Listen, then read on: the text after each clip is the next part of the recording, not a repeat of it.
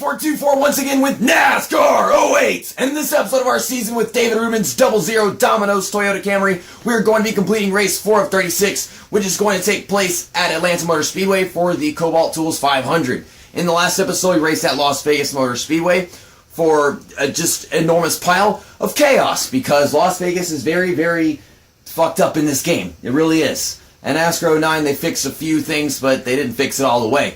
So I didn't know what I was in for going to Las Vegas, but we won that race, getting our second win of the season, and that was also our second time racing the Burger King car. So far, at all the races we use that car, we have won. Now, in this episode, like I said, we're using the Domino's car, and I want to see if I can win here at Atlanta. Atlanta's kind of a tough track. It was in NASCAR 09. I don't recall having won any races at Atlanta NASCAR 09 whenever we did our Let's Play with Greg Biffle, so let's see if we can in this episode. Let's go ahead and get to the racetrack and read the starting lineup.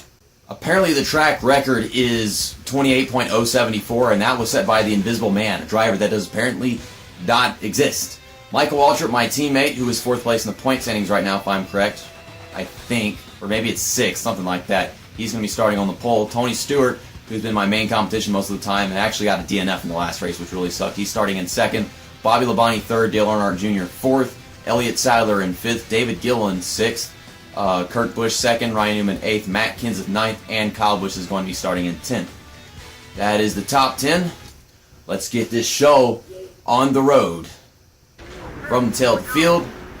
I'm loving playing this game so far, excluding Las Vegas. I'm spinning the tires a little bit, but we're in 3rd gear, so we'll be fine. Let's see what we can do. In the past couple of videos, I had to turn the volume down on the TV because I should remember that some of the EA Sports NASCAR games are a lot louder than others. NASCAR 2005 was loud until I turned the volume down to like 5 on my TV, but this one, I put it back to 7 because I thought it would be lower in volume, but no, it's kind of the same. I had to set it for 5 for this one too. I want to mention this now while I'm thinking of it. If this game looks different to you than it does on other people's videos or anything, it's because I have this set to the actual widescreen ratio that you can adjust on your PlayStation 2. And not only that, I have the speed FOV turned way down so it doesn't look like I'm going so freaking fast. I feel like that's an arcadey effect that I don't really like that much.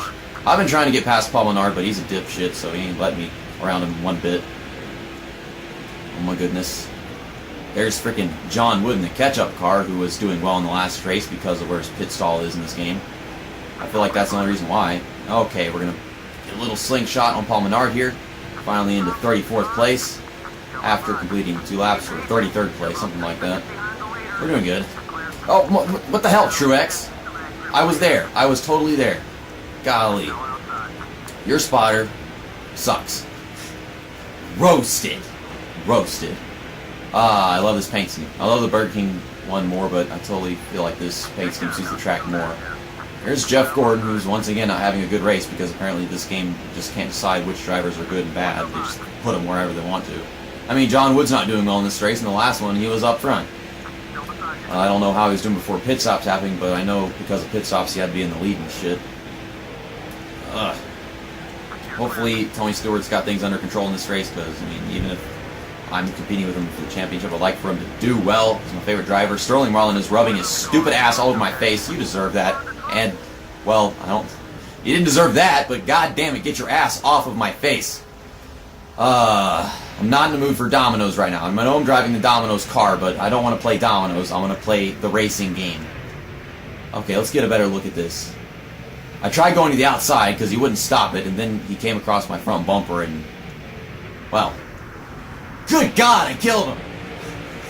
I should have allowed that replay to be played again, but I'm having some mercy on his diuretic destruction. He's still in front of me after all that. I saw all that debris flying, and yet it looks like nothing came off his car right now. What the hell? We spun the tires in the restart like always because this game's throttle control thing is bullcrap. It's either all the way or nothing, pretty much. We're going to catch back up to him as we come off of turn 2. Wow, we caught up to him big time. And that 21 car right there is... I don't remember who drives the 21. I always remember John Wood drives the 21 car. I don't remember who else drives the 21 car. Is it Ricky Rudd? No, it can't be Ricky Rudd. Ricky Rudd drives the 88 car. He used to drive the 21 car, but not the one that they have in this game. I don't know. I never remember this stupid bullshit. We're not even supposed to have two 21 cars in the same race. We're not supposed to have three 9 cars in the same Busch Series race, but that's a NASCAR 09. Or not Busch Series, but Nationwide Series. You get the point. I have to look through the freaking race ticker to find out who the hell this guy is. The Little Debbie car. I talked about it in the last episode, didn't I? But no, I can't keep memory of it. It's so stupid, man. How could they fuck this game up to that point? They do this in NASCAR 2011, the game, too, don't they? Because they have like Busch Series drivers and crap in there. Or Nationwide Series drivers. I keep on calling it Busch Series because I've always known it as the Busch Series for a really long time. Okay, 21 car is person with name that I still don't know. Jeff Gordon is having a horrible race. Oh, it's Ken Schrader. Yeah, now I remember. Obviously, because I just read it, but... So, we're in the top 20 now, and I'm all over the damn track because I'm not focusing on the race, but that's not going to keep me from getting forward. Trying to get past Casey Kane here, making it 3 wide. Teammate Dale Jarrett's all the way up on the outside in that 44 car. Damn it, move over! You got room. Don't give me that on 3 wide so I can't do anything right now. You can go up the track and give him a little less room than you can me whenever you touch my car and I get spun. And we got a debris caution probably because of Sterling Marlin, don't we? That's what I'm expecting. Nope, it was another driver that was involved in the wreck. Martin Truex Jr. And now Kamikaze wants to kill me. Great.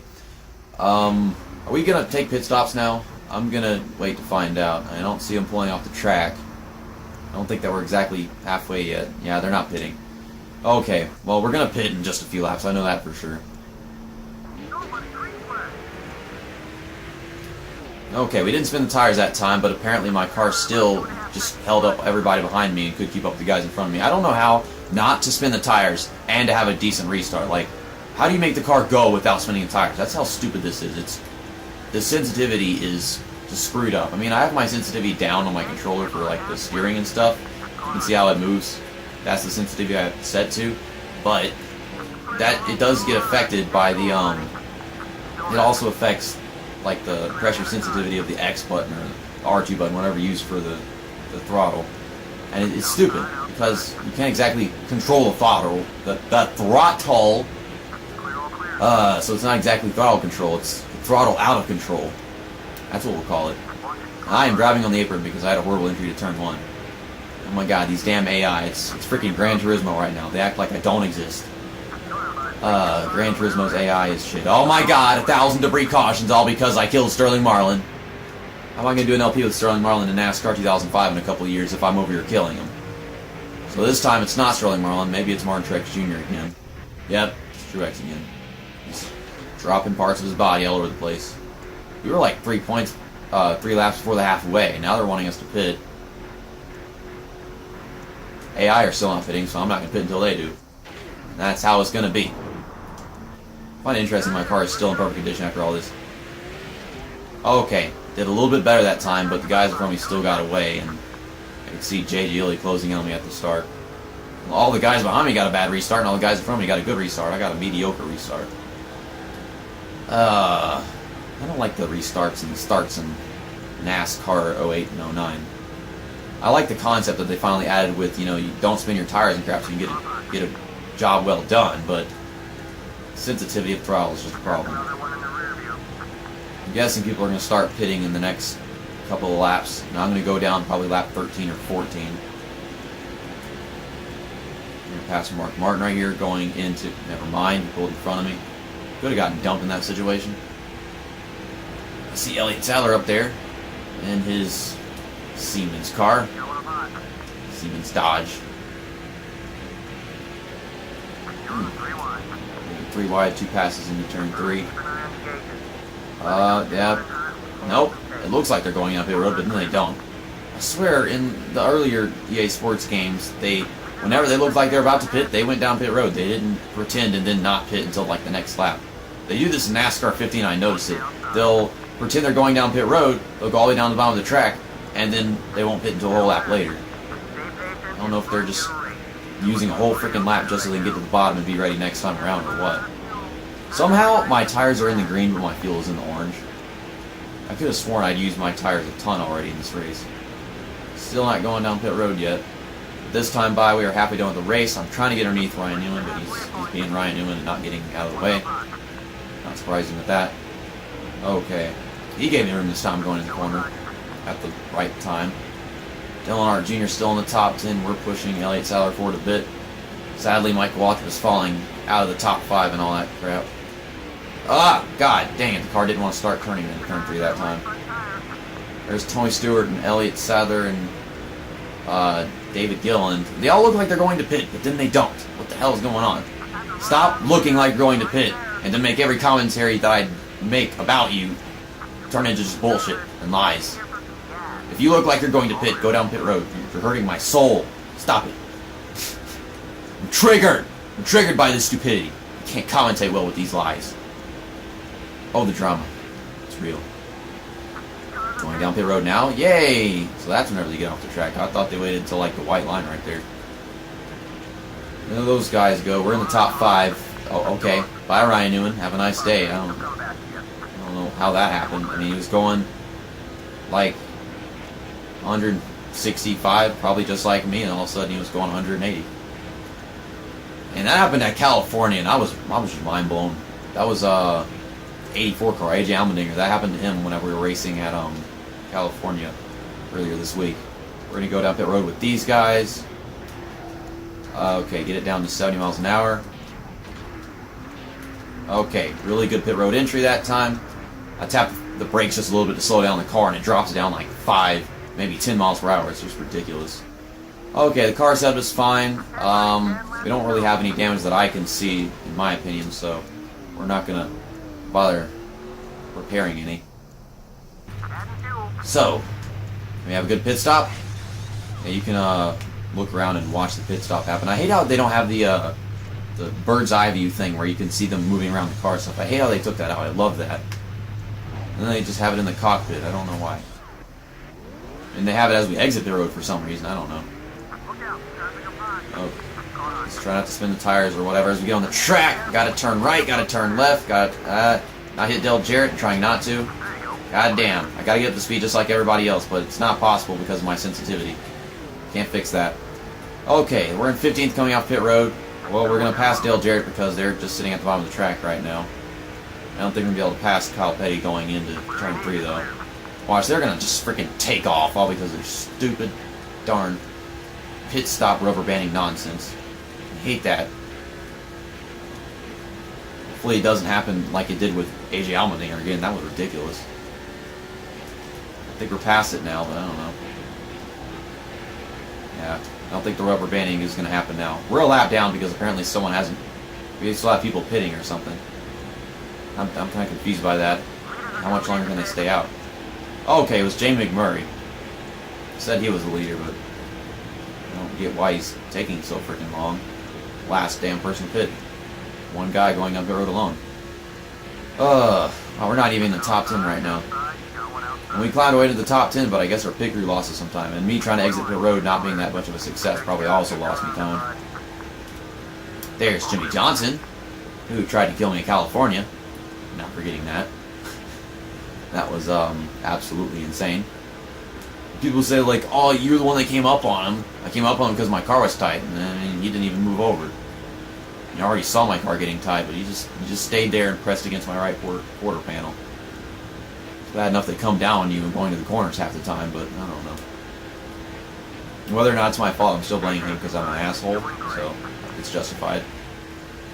I need someone to bump draft with because that's the only way we're going to make up time. That's what I use a lot in NASCAR 09. If you just push up against the back of their car, you can make your way to the field just like that. Okay, come over here. You're making my ally even though I don't like you. I should be over by now, but no. I'm triggered and salty. I'm the saltiest pizza alive. I'm the only pizza alive. Where am I going with this? Get over here. Okay, we caught up to Jimmy. There's a hint at a YouTuber that's going to be collabing with me later in the season on this game. Pretty sure y'all heard that and are extremely excited now. I should have kept it a secret until the moment. I'm trying to work with Jimmy to get up there, but he's going faster through the corners and getting the car to turn just the same than I can. I mean, we're making up time. That's all that matters. And if we pass Michael Waltrip and Jimmy Johnson, we'll be in the top 10. It'd be nice to get a top 10 out of this because it's not seeming likely. We're running out of time. Okay, here we go. It's hard to push up against their bumpers in this game and not wreck them. That happens a lot. I mean, look at it. Golly. This whole freaking car shook because of that. Yeah, it happened a lot at Daytona. I think that's just super speedways.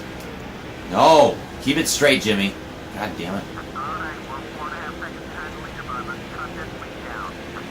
I'm just helping Jimmy Johnson pass my teammate because, golly, he's so screwed up. I should be helping out Mike Waltrip because he sucks in general, and this is the only game where he'll ever shine. And this is his only chance to shine, I guess, because it's a video game. He does well in video games because people that program are retards, but you know how it is. There we go, into the top 10. See a group of 4 cars up there. This is our chance to make it into the top 5 and know that much. We pass all 4 of those guys, well, good. We will be a hillbilly that can't speak English. We will rock our way into the top 5 if we can pass all 4 of those guys. Oh my god, I finished the sentence. Applaud me for hours. How am I gonna... It's gonna take me a whole 2 damn laps just to close in on those guys and get there. I can pass cars rather quickly at a track like this, though. Going full throttle through the corner, and it's not gaining me time, it's losing me time. I'll tell you, that's one thing I noticed in NASCAR in 09. You gain more time by letting off the gas than you do going full throttle. It's some kind of rubber banding effect that is on how you drive it. I don't know. I mean, if you slow down, they slow down too, and they slow down more. But if you stay fast, then they go faster. It's so dumb. It happens at Bristol in NASCAR 09. That was very memorable. I have no grip on the inside. The car's driving way up the track. I'm trying so hard to get just one position. I can't even do that. Michael Waltrip, get out from underneath me. God. Ah! Why do I even try blocking him and cutting him off? Like, goddamn, I can't do a fucking thing right now. I'm trying so hard. I can't get one spot. This car is so dead on tires. Okay, clear me, clear me, clear me. Here we go, here we go. We're going to push Michael Waltrip past Dale Earnhardt Jr. He got past Jimmy Johnson on his own. Okay, we're going to get him off of turn 4. Come on, come on. Damn it. I tried. For a second I thought I had a run, but nope. Wow, that paint scheme is very, very undetailed compared to other ones. Michael Waltrip's paint scheme. Kyle Busch won that race.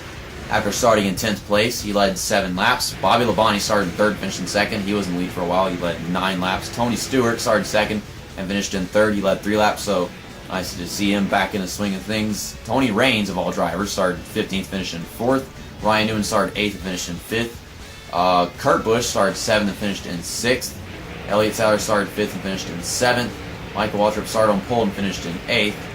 And here's us. We started 43rd and finished in 9th. Dale Earnhardt Jr. started 4th and finished in 10th. So, and he was falling back into stuff. So was Michael Waltrip, but we got him back up there, just pushing him out. Dale Jarrett started 24th, finished in 15th. That's our teammate. And you can look through the rest of the race results if you would like to. Blobbity, blobbity, blurby, blur. John Wood is starting badly and finishing badly now that he isn't getting cheated by the darn pit stops and crap that we had in Las Vegas. Sterling Marlin started 21st and finished in 43rd. He ran all laps in the race, but I guess the damage I inflicted upon his car for cutting me off turn 2 at one point, that just ruined his entire race and slowed him down. After winning the Cobalt Tools 500, Kyle Busch is in 2nd place, 23 points behind me. That is a little less than I thought it'd be, so I guess I'm kind of happy to see some competition. More competitive than NASCAR 09, but probably still not competitive enough. J.J. Illy is in 3rd, 85 points behind me, and Michael Waltrip is still in 4th, 93 points behind me. To my surprise, there are still 4 cars within 100 points of the points lead. I kind of thought that would die off quickly, but nope. Tony Stewart is gladly in 5th place, 104 points behind me, so hopefully he'll wind up back in 2nd place again at some point. Not 1st place. He's not allowed to be there. Only I'm allowed to be in 1st place, because I am the 00.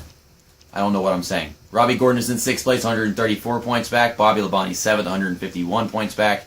Jimmy Johnson, who we worked with towards the end of that race, is in 8th place, 157 points back. I don't know why I worked with somebody that tried to kill me at California, but I did, because I'm a stupid head. Dale Earnhardt Jr. is in 9th, 208 points back, and Elliott Sadler is in 10th place, 214 points back. Yeah, we're already getting to the 200s, just 4 races in. I guess that ain't too bad.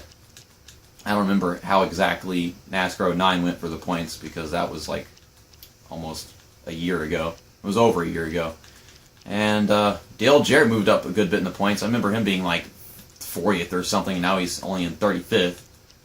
Still not good enough in my opinion. Jeff Gordon is in 36th. Goddamn game. You're ruthless.